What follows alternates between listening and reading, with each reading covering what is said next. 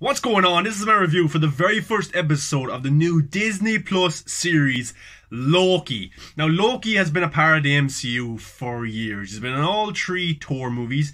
He's been in a few of the Avenger ones as well. And he died in Avengers Infinity War when Thanos killed him in the opening minutes. And people were like, is he really dead? And it turns out he was really dead.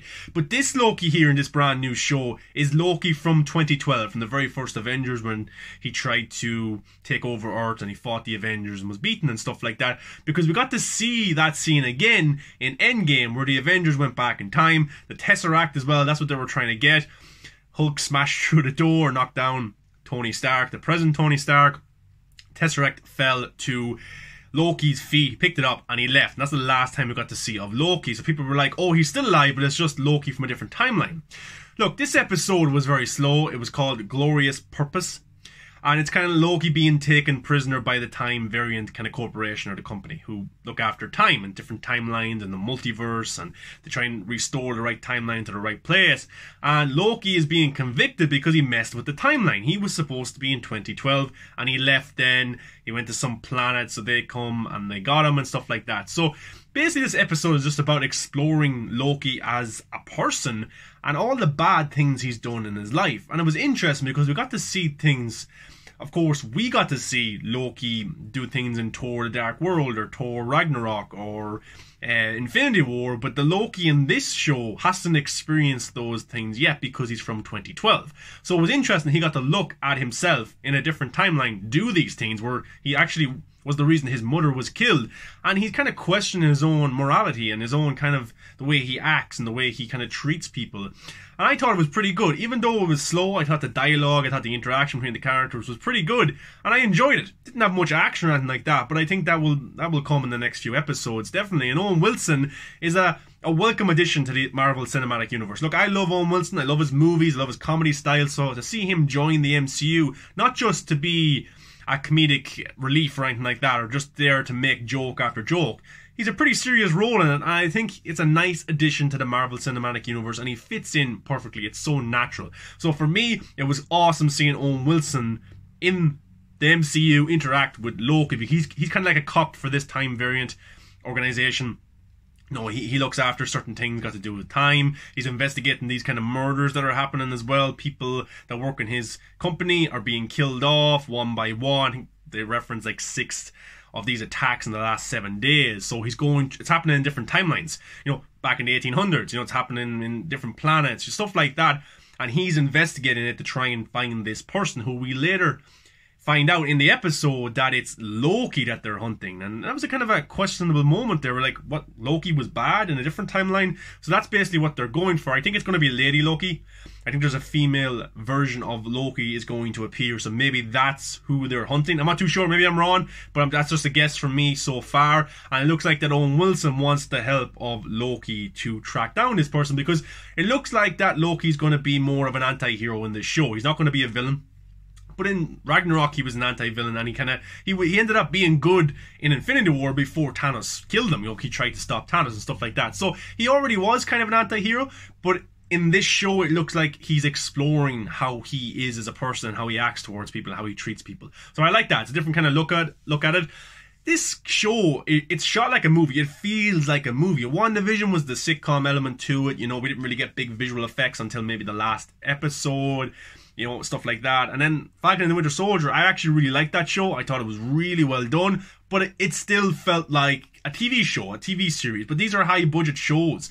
But this one right here, the cinematography, some of the shots, it felt like a movie. It really, really did. And we got to see the Avengers pop up, Tony Stark, Hulk, Thor, Chris Evans, Captain America, Black Widow from 2012. They got to pop up for the opening sequence that we got to see in Endgame, which was cool to see them in it. And there was a lot of name drops towards Tony Stark. So I enjoyed that. I thought that was a nice little kind of hint and references. So, and they also dropped the multiverse in it. So is this show tied to Spider-Man 3 and Doctor Strange 2, the Multiverse of Madness, in terms of, oh, this is how Tobey Maguire, Andrew Garfield, or, Doc Ock, Goblin, all these characters, is this the reason? Does Loki do something in this show that causes this to happen? I'm not too sure, but the multiverse was dropped, so it's interesting. We also got a very nice look at Mephisto, Because in the trailers, we got to see Owen Wilson's character talk to a little kid, a little boy, and in the background was kind of a picture of Mephisto, and people were like, oh, WandaVision, Mephisto, Falcon and the Winter Soldier,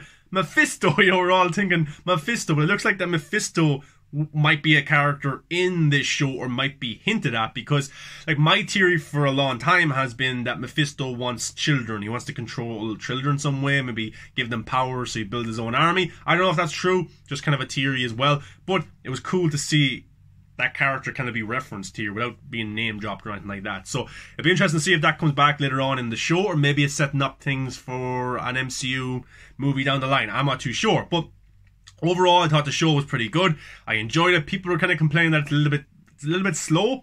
Yes, it's a little bit slow, but I think that will kind of rev up as the episodes go on. I think it's 6 episodes, I'm not too sure, but look, I'm looking forward to it. Tom Hiddleston as Loki is just perfect casting. Years ago, he was nearly cast as Thor, but I think the right thing happened in the end, because this role really suits him. As I said, it's great to see Owen Wilson there. One of the female characters who's kind of a guard for this Time Variant company. She was in Batman v Superman, so that's pretty cool that she's coming over to the MCU as well.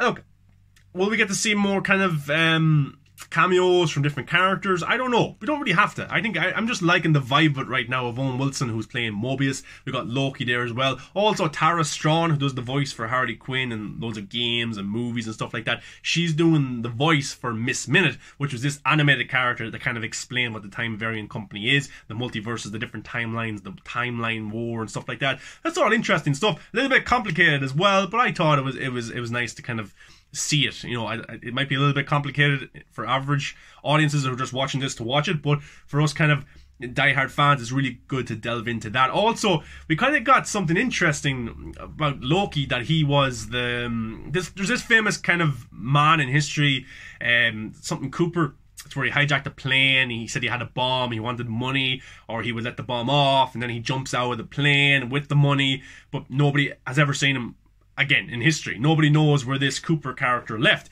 But it was Loki. So in the MCU, Loki did that because he lost a bet to Thor. So he used the name Cooper and got onto a plane with a fake bomb so he could make money. And he jumped out of the plane, but then kind of teleported back to Asgard because of a bet. So that was kind of interesting how they're changing history. I wonder will they do that a little bit more as the show goes on. You know, maybe Loki was responsible for, you know, I don't know. We'll have to see how it goes. But I just thought that was interesting to bring that in and actually retcon that from our world into the MCU. A little bit cool. So we'll have to see how that goes, if there's any more of that stuff as well. And then there's this kind of mysterious character. We're told that Owen Wilson's group are hunting this Loki character. So I think it's a female Loki. That's my prediction, because I think Lady Loki will appear in this show. But we'll have to see. Maybe it's just a clone of Loki or a different version of Loki from a different timeline. But overall, I thought the episode was good. It's not amazing writing, but I was actually really engaged into it because of Owen Wilson and Tom Hiddleston. The conversation that they had throughout the episode, Owen Wilson testing Tom Hiddleston's Loki as a character, as a person. You know, why do you do this? Why do you put people through pain? And Loki kind of thinks, I've been put through pain. This is why is everyone else exempt from feeling pain like I did and stuff like that. So I thought it was interesting, and you can really see that Loki's trying to change himself and maybe he wants to do good. So let's see how that goes. I thought the comedy in this episode was pretty good. I think the best of it was with Tom Hiddleston's Loki, and then Owen Wilson when he had little bits of comedic moments to drop into it as well. Outside of that, there was one kind of guy who works just an office job. His comedy was a little bit kind of forced and a little bit cheesy and stuff like that, but I don't hate it. Look, it's the MCU, it's their formula, it works. But I thought the highlight for me was just seeing Tom Hiddleston and Owen Wilson interact, and it was pretty badass. We'll have to see how this show develops.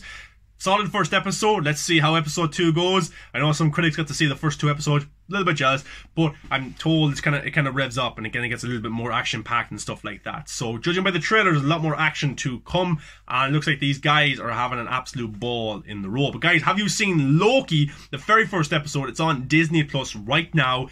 It's pretty good. Let me know your thoughts below. Give a like, comment, subscribe, come follow me on all the social medias. Really appreciate it, guys. And if you want continuous reviews, subscribe so you get to see episode 2 when I review that. So guys, thanks for watching. Appreciate it. Enjoy yourself. Enjoy your day. And watch Loki again. You know, it wouldn't hurt to rewatch it.